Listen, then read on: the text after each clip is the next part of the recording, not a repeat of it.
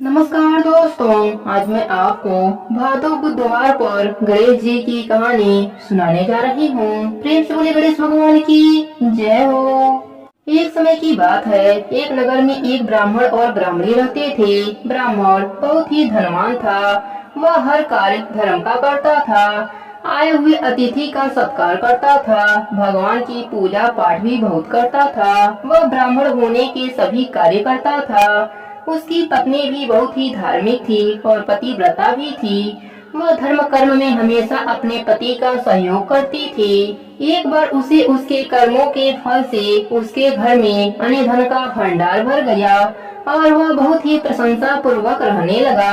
वह सभी अतिथियों को सत्कार करता, जिससे उसकी पूरे नगर में वाह वाह होने लगी।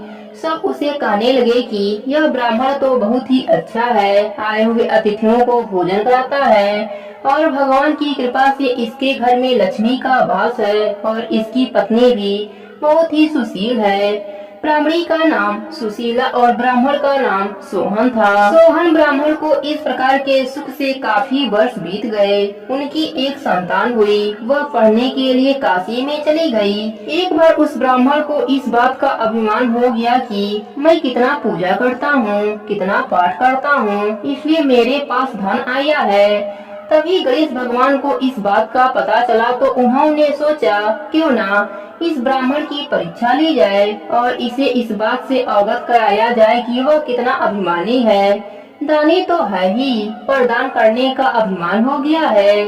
गणेश भगवान ने एक ब्राह्मण की उत्पत्ति की और उस ब्राह्मण को धरती पर भेजा और कहा, सोहन ब्राह्मण के यहाँ भिक्षा के लिए जाओ और उससे भिक्षा मांग कर लाओ। इस प्रकार वह गणेश भगवान की रचना से वह ब्राह्मण धरती पर आया। उसके फटे पुराने कपड़े थे। वह दिखने में दरिद्र लग रहा था। वह भूख प्यास से तड़प रहा था। सोहन ब्राह्मण के दरवाजे पर जाकर खड़ा हो गया और भिक्षा के लिए याचना करने लगा। कोई मुझे भिक्षा दे दो, कोई मुझे भिक्षा दे दो।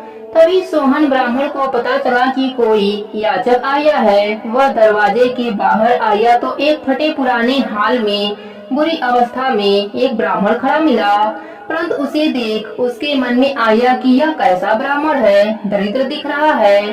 ब्राह्मण जैसे इसके कोई निशान नहीं। सोहन ब्राह्मण ने कहा, कहिए आप किस लिए मेरे दरवाजे पर आए हैं? तब ब्राह्मण बोला, मैं भी एक ब्राह्मण हूँ। मैं बहुत गरीब हूँ। मेरी दशा बहुत खराब है। मैं भूख प्यास से कई दिनों से तड़प रहा हूँ। मुझे भिक्षा दे दीजिए, मैं भोजन करना चाहता हूँ।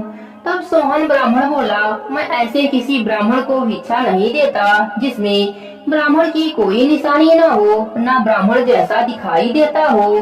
तुम तो इतने दरिद्र हो, तुम जरूर वैश्य होगे या शूद्र होगे।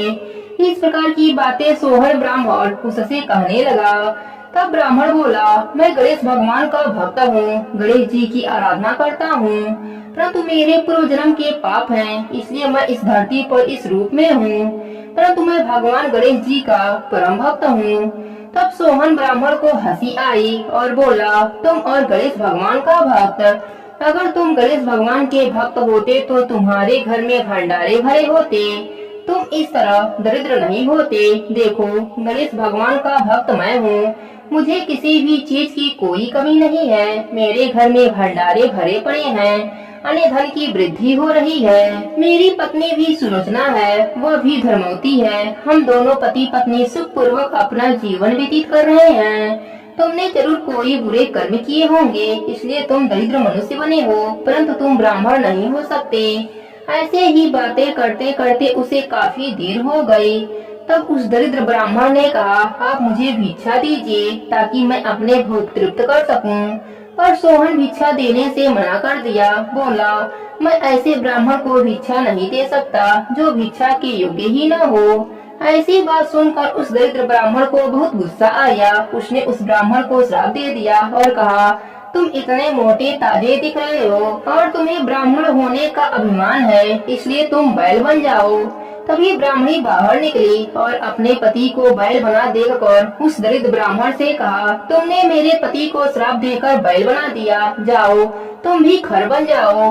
और खर बनकर इधर उधर फिरते रहो। यह सुनकर उस गरीब ब्राह्मण को और गुस्सा आया और उस ब्राह्मणी से कहा, जाओ तुम पिचासनी बन जाओ। इस प्रकार वह तीनों अपने अपने इस मनुष्य की योनि को छोड़कर पशु बन गए। तीनों जंगल में चले गए। वह ब्राह्मणी बहुत नित्य नियम करने वाली और पति परायण थी, इसलिए उसे पिचासनी बनकर भी उसे पता रहा कि यह बैल मेरा पति है। वह उसके पीछे पीछे ही रहा करती थी और उसकी सेवा करती थी। बैल को हरी हरी घास लाती और उसे खिलाती। इस प्रकार करते करते कई महीने बीत गए। एक दिन वह पिचासनी घास तोड़कर लाई और ब्राह्मण बैल को डाल दिया। तभी वह खर कहीं से घूमता फिरता वहीं आ गया और उस बैल का घास खाने लगा। पिचासनी को क्रोध आया कि यह तो वही खर है जिसने हमें श्राप दिया था और उसे मारने के लिए दौड़ी। खर भी दौड़ा। खर आगे आगे भागता रहा और पिचासनी उसके पीछे पीछे दौड़ती रही। तभी एक गणेश भगवान का मंदिर आया। दोनों उसके सीढ़ियों पर चढ़ गए और लड़ते झगड़ते गणेश भगवान के मंदिर में आ गए। दोनों के पैरों में दुर्बा फंसी हुई थी। वह दुर्बा जाकर गणेश भगवान के आगे गिर गया और वह दोनों भी गिर गए। पिचासनी के हाथ में भी दुर्बा थी। वह दुर्बा हवा का झोंका आया और गणेश भगवान के सूंड पर जाकर चढ़ गया। गणेश भगवान आंखें खोली। यह मुझे दुर्बा चढ़ाने वाला कौन है भक्त? गणेश भगवान आंखें खोली तो वह पिचासनी नजर आई। गणेश भगवान प्रसन्न होकर ब्राह्मणी से वर मांगने को बोले। ब्राह्मणी ने कहा, प्रभु आप मेरे पति और मुझे पहले जैसा कर दीजिए। फिर गणेश भगवान की कृपा से वह ब्राह्मण और ब्राह्मणी पहले के रूप में आ गए। ब्राह्मण गणेश भगवान से क्षमा मांगने लगा।